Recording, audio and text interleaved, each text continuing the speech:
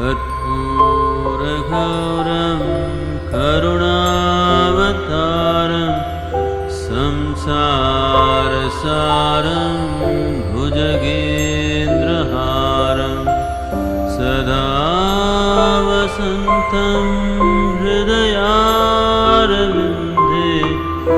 भवं भवानी सहितं Namami.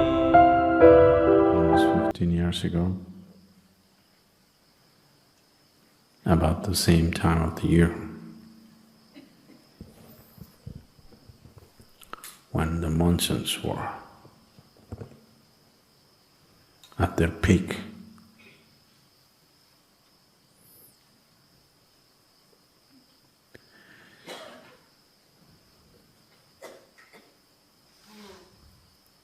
monsoons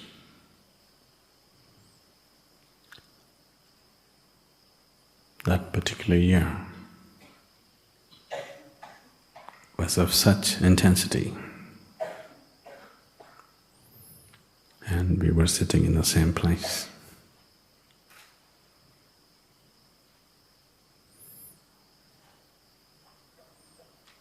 The building looks more stable.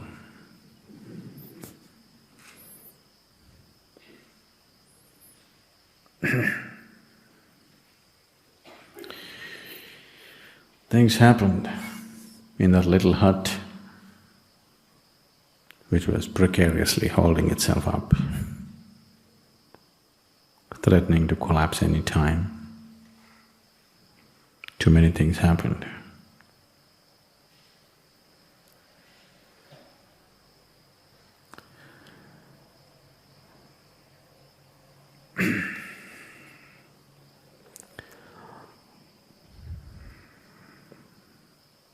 When I say too many things are always happening. Too many things are always happening. Too many things have always been happening in the world and in the jungle, on the plains and on the mountains. Too many things have always been happening. So this whole phenomena of life of such variety and such exuberance, if you have a little closer look at the smaller creatures on this planet, you cannot believe what has gone into making those tiny little creatures of every shape, size, color, design.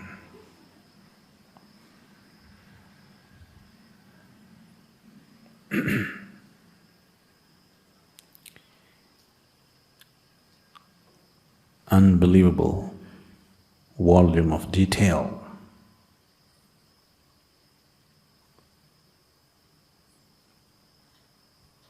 Almost unending variety of detail. This whole process of life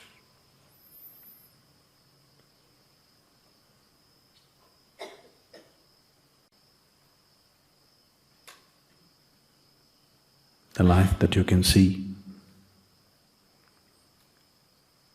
and the life that you cannot see, too much is happening.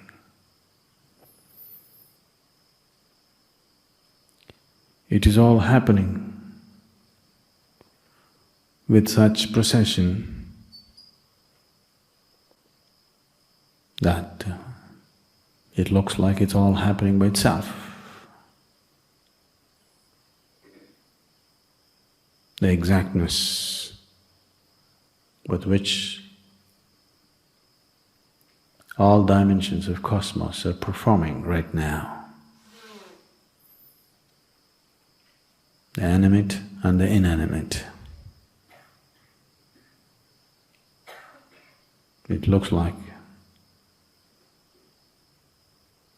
They're all by themselves.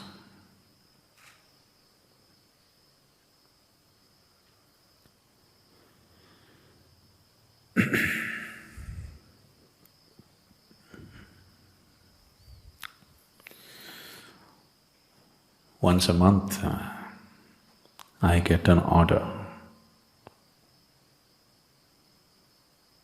from the publication department, signed Alexandra, so I can't ignore. Sadhguru, it's time to write a poem. We need a poem for forest flower. We need it in the next 12 hours, 15 hours, 24 hours. Usually that's how it comes. So, I haven't failed them, but I have been not on time many times. So, this is known as the cosmic dancer. The title is Cosmic Dancer. There is no dance without a dancer. There is no dance without a dancer. The dancer is not felt in a dance perfect. The dancer is not felt in a dance perfect. The perfection of the dance dissolves the dancer into the dance. The perfection of the dance dissolves the dancer into the dance. Reveling in the dance, one may miss the dancer. Reveling in the dance, one may miss the dancer. Absolute attention to the dance will bring forth the effulgent dancer. Absolute attention to the dance will bring forth the effulgent dancer. Only in knowing the dancer, all the dance is revealed. Only in knowing the dancer, all the dance is revealed. The speed, the rhythm and the flight are just the dancer's sleight. The speed, the rhythm and the flight are just the dancer's sleight. So, the dance is so perfect, we almost forget the dancer. But there can be no dance without a dancer. We cannot see the dancer because our vision, our attention becomes so surface-oriented. To identify the dancer in the dance, either you must get immersed in the dance, that you also become the dance, that you are not a spectator, you are it.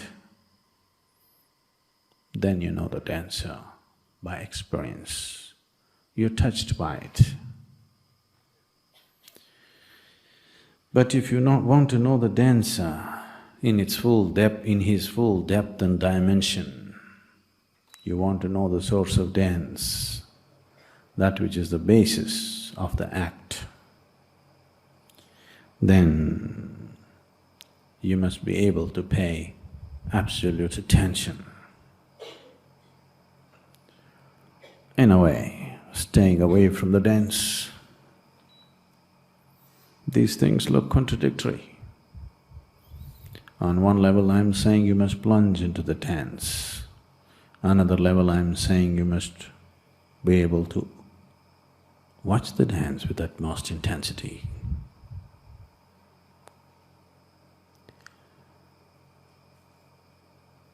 This is not contradictory because you know the world is round. Nothing contradicts anything. It is just that when you look at it, fragmented, if you cut it down into pieces and look at it, everything seems to be contradictory.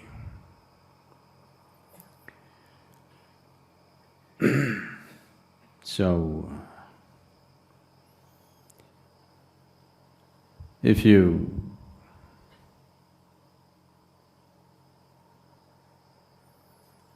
are here totally involved in the dance, totally involved in the act itself.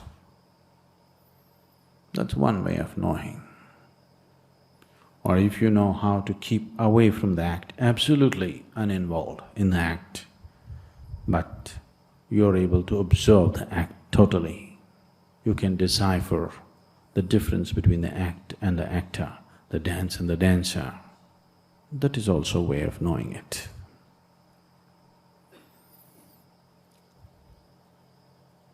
The second takes much more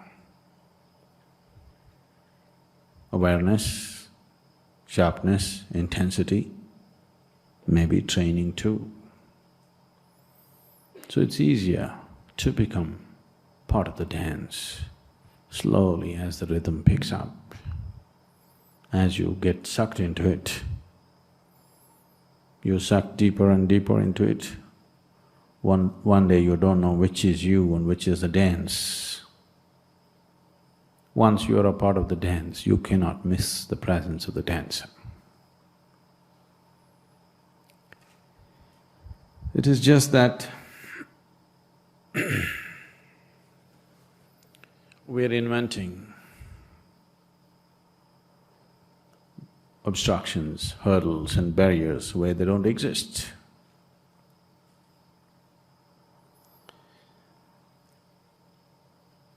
Recently, when I was in a satsang in Ceylon, someone asked, I'm 54 years of age. He thinks that's a long time.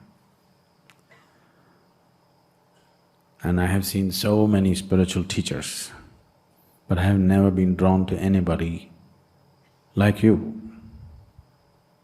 I'm helplessly being drawn towards you. What is it that you got?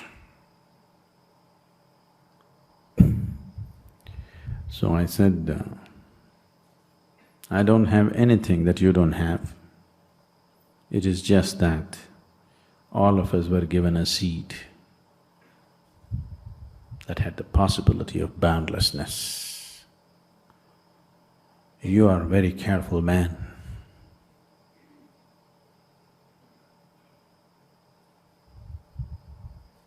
You are very careful and good, so you preserve the seed. I destroyed the seed and made it into a tree. If you want to make a seed into a tree, the seed has to go. If you nurture the seed, it will become a tree. If you keep seed as a seed and walk around, it's stupid actually. But it is not. Preserving yourself is considered smart. Allowing yourself to be demolished,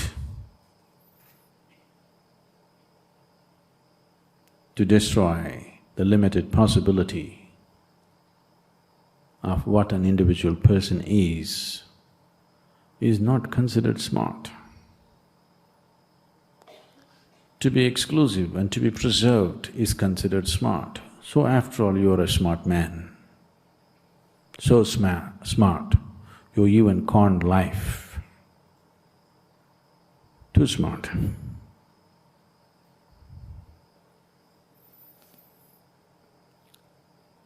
On a certain day, Shankaran Pillai himself decided to visit the yoga center.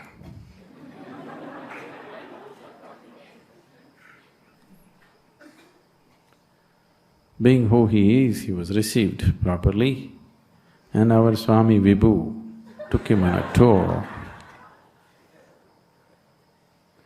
and put him up in the first floor of the Chitra block because it has the best view. You know that? Chitra block, first floor, has the best view in the whole of the ashram. So, Swami pointed at the mountains and said, We're putting you up you here because of who you are and because this place has the best view. Shankaran Pillai looked at it and said, yes, sure, this place would have had the best view if only the mountains were not obstructing.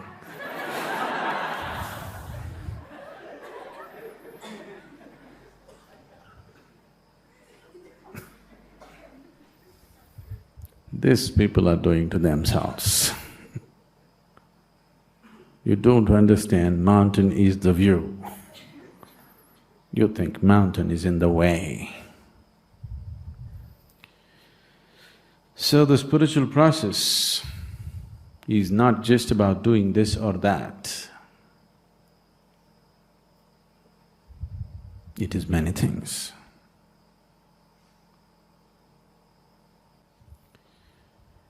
So once you become like this, there is no possibility of you being part of any act. You can neither be aware and just watch it, because that takes a different kind of dispassion, nor can you jump into it and become a part of it.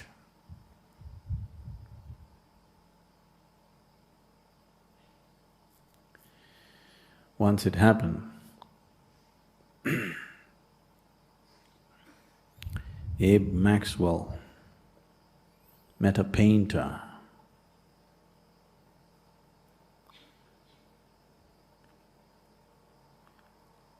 whose name was Wolkowitz, and Wolkowitz was 73 years of age and just recently had been through an eye surgery.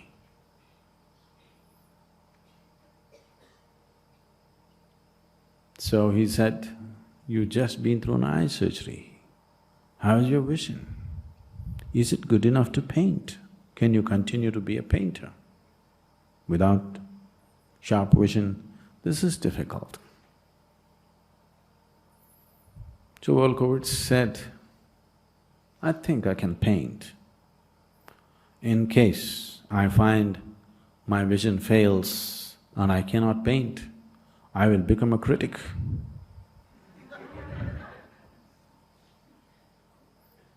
You can become an art critic if you can't see anything. So if you become a critic, you miss the whole act.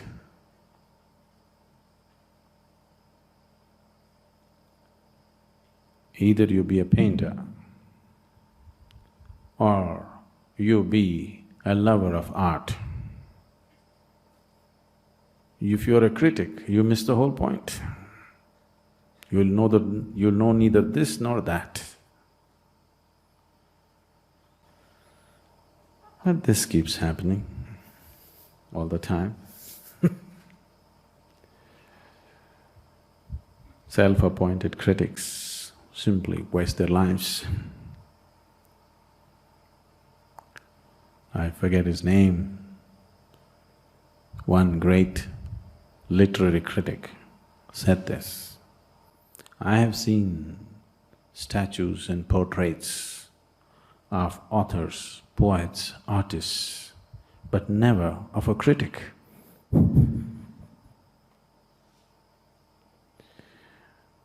Because you're a parasite like life. You don't have a life of your own. You thrive constantly looking and feeding on somebody else's life. This will not get you anywhere. If you're seeking survival, you can be a parasite. If you're seeking liberation, you cannot be a parasite.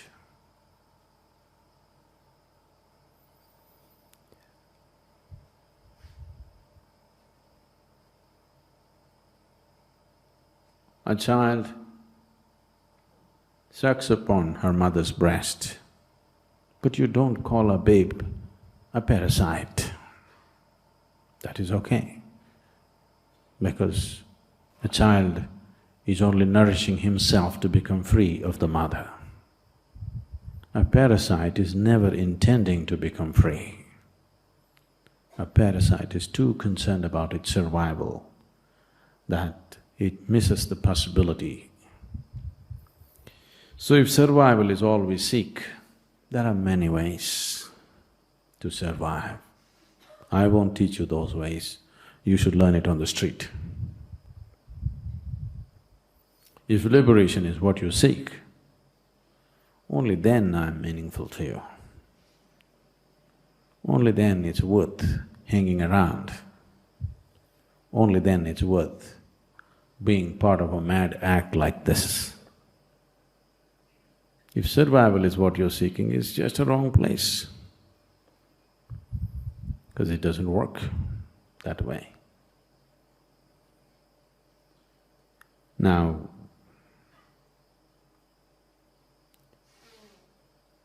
all of us have come with the same seed. But for this seed to become a tree, though every seed has come with the same possibility, between a seed and a tree, there is a journey to be made. If you want the seed to become a tree, you have to nurture it. You have to protect it. There are weeds that you have to take care of. There are too many weeds. Same silly weeds bothering humanity for 1,000,000 years. Still human beings haven't figured out how to handle these weeds. Simple things like anger, hatred, jealousy, fear, doubt, endless doubt. The same silly weeds have lasted too long because weeds don't need any nurturing. Weeds don't need any protection. Weeds don't need any cultivation, they just grow. But if you want a sacred seed to sprout and prosper, you have to weed the place, cultivate the land, manure it, and you have to make sure enough water and sunlight finds its way. If you're afraid of the harshness of the sunlight and avoid it, you will also avoid the life-nourishing warmth of the sunlight. In your enslavement to the instinct of self-preservation, you would like to avoid the sunlight, go stand in a shade, but you will miss the warmth of the life-nourishing light too. That which is the basis of life is also that which ends life. That which burns also bakes. If you're a good cook, you bake. If you're a bad one, you burn.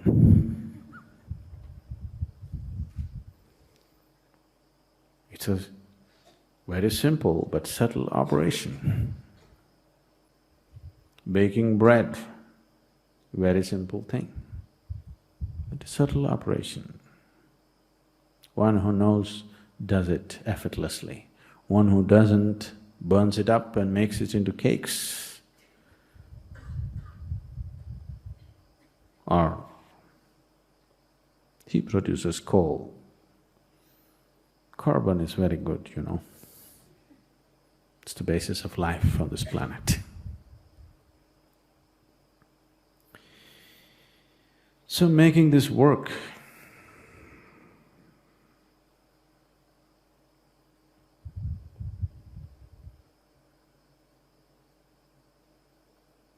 it's very simple if you give in to the whole process. It's very hard if you resist and struggle with the simple process that is set forth. I have been talking about this in the past. When people come here, Some people come as investigators. Slowly, they become students. Gradually, they become disciples. All this is fine, but if you want to be absorbed and you want to travel fast, you must become a devotee, otherwise it won't work. It takes a long time. And nobody can make you a devotee. There is no teaching. There is teaching as to how to make you into a good disciple. There is teaching as to how to make you into a good student. And of course, there is training as to how to make you into a good investigator. But there is no teaching or training as to how to make you into a good devotee. Stand like this, say that will not make you into a devotee. By doing this act or that act, by uttering these words or those words, you will not become a devotee. If you allow yourself to become a process, if you allow yourself to become part of the dance, then somewhere when the source of the dance touches you, then you naturally become one. There is no other way to be.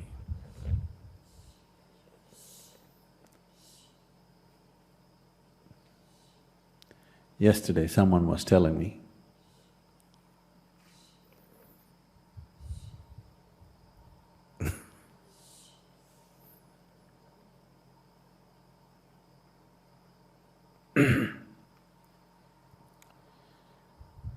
there have been moments when in the presence of the dhyana linga, I saw the whole universe.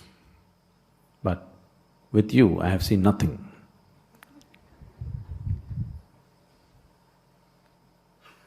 That's good. Isn't it good enough that you have seen it with dhyana linga? At least somewhere you saw something. Is that not good enough? No. There's something here.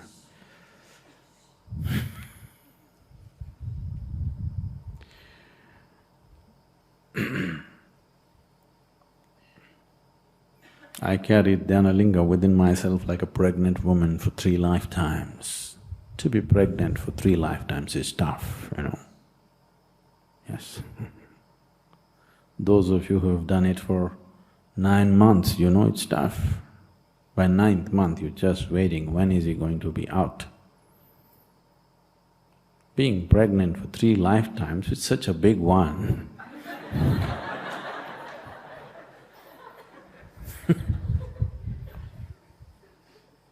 Not easy.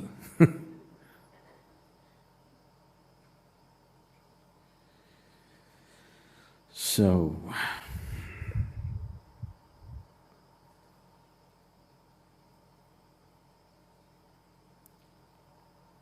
don't waste your time.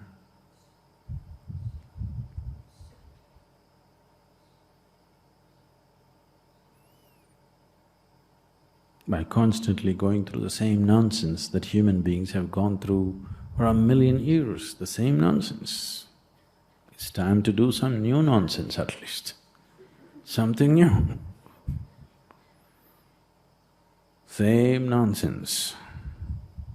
This moment it is true, next moment it is not true, this moment it is great, next moment it is not great. I thought you're wonderful, but you're terrible. This moment, oh, this is it, next moment, doubt. Don't do this to yourself, because at least if it was some unique nonsense you were doing, it's fine. This is the same stupid nonsense people have done forever. Do something new and show me. Show me some new weeds at least. If you don't show me a fabulous crop, at least show me some new weeds. There are no new weeds, people have done it all. It's a very simple process. This damn weed growing business is a very simple process. Any fool can do it. You think you're doing it more intelligently than somebody else. There is no such thing. No, no, my doubt is not like that. My doubt is the same nonsense. Don't think it's more intelligent.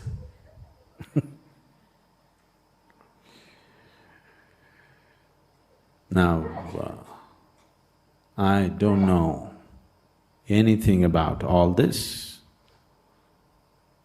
I do not know what is making all this happen. All I know is this much has worked for me. My back pain went away. All right, let's start from that. Something as mundane as back pain. And when you had the back pain, it was not a simple thing. Now that it's gone, it's a simple thing. When you had it, it was not a simple thing. It ruled your life, the back pain. Now that it is gone, why argue and waste your time?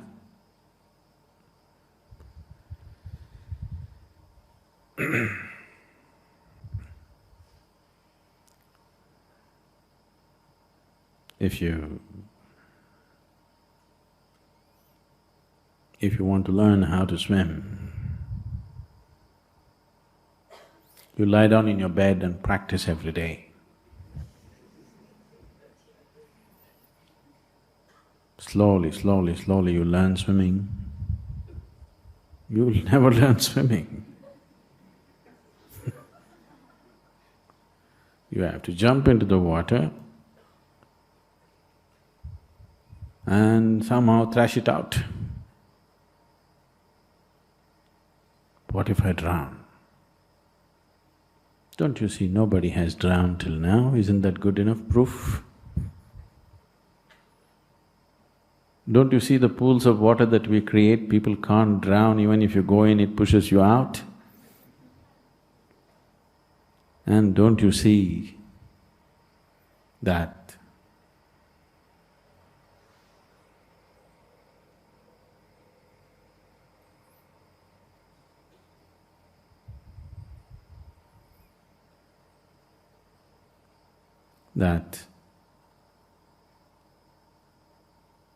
I'm not going to let anybody drown here and get into trouble? At least you trust that, if not anything else. There is no other way to swim. You have to jump into the water. No, can I hold on to a float? Can I do this? Okay, do that, take your time. But without getting into the water, how? It cannot work. So, every day, when we say sadhana, sadhana, sadhana, sadhana is not just about the practice. To give you a simple sadhana, a 21-minute practice maybe right now, for the earlier ones maybe 35-minute practice. To give you a 21-minute practice, we are spending almost 40 to 45 hours with you. To give that old 35-minute practice, or actually it was 15-minute shunya, to give you that 15-minute shunya, we spent over 60 hours with you. If all that was not important, why would we spend that time with you? So when we say sadhana, it includes all that. I gave you those 3 eyes. You forgotten? Not these. Instruction, integrity and intensity of purpose. If you just maintain this,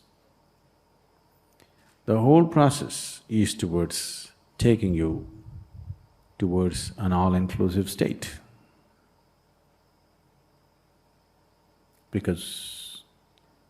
Not because that is my idea, not because that is my desire for you, because that is the nature of the Creator. And the seed of the Creator is within, and it will not rest. It will not give you a moment of rest in your life till it finds its original nature. Don't you have any hopes about knowing what peace is, knowing what bliss is, without allowing him to have his way? Don't you have any such stupid hope? You will never know a moment of rest in your life. You will never know a moment of peace in your life. You will never know a moment of absolute ease in your life till you allow him to find his way. Otherwise, he will not let you rest, never.